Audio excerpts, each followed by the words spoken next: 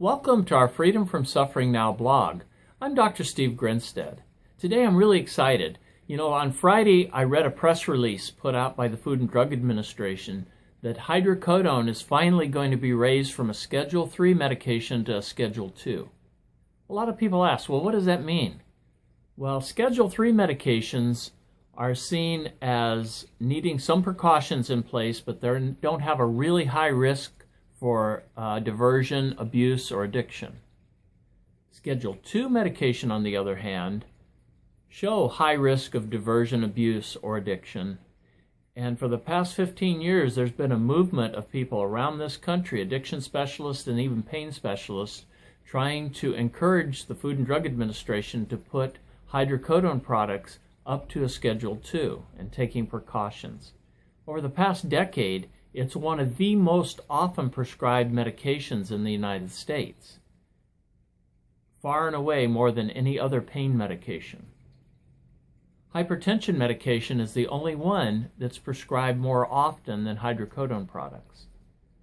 If you want to learn some of the exact details and you're watching this video on YouTube, please go to the link below to our Freedom from Suffering Now blog site and read more. Today, what I'm excited about is, for the past 10 years, there's been a big push, and this past year it looked like, wow, it's finally going to happen. The advisory board to the Food and Drug Administration recommended that it be rescheduled. I was starting to lose hope, and when I saw that news release, I was very excited. So as soon as October 6th, this could be happening. One of the big changes from 3 to 2 is at level 3, a doctor or a doctor's nurse can call a pharmacy and order the medication. Schedule 2, there actually has to be a duplicate prescription taken to the pharmacist, and they check to make sure it's a legitimate prescription before they fill it. It's an extra hoop, and I think it's worthwhile. This will not impact people who are receiving this for true physiological pain management. For people that are at high risk, it'll let them know that, hey, this is something to be concerned about. You need to be monitored. You need to take precautions. I don't think there's any such thing as a bad medication. It's how it's used and who it's used with that can have good and bad outcomes.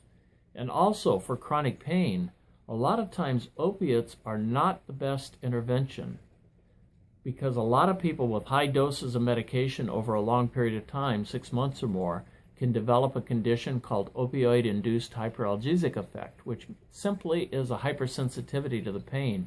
Or as I tell my patients, the medication you're taking is probably actually causing the symptoms you're feeling. And it can be dealt with. However, I'm just really excited to make this announcement. And if you or someone you love, or if you're working with someone with chronic pain and coexisting problems, including addiction, check out my book at the link below this video, Managing Pain and Coexisting Disorders Using My Addiction-Free Pain Management System.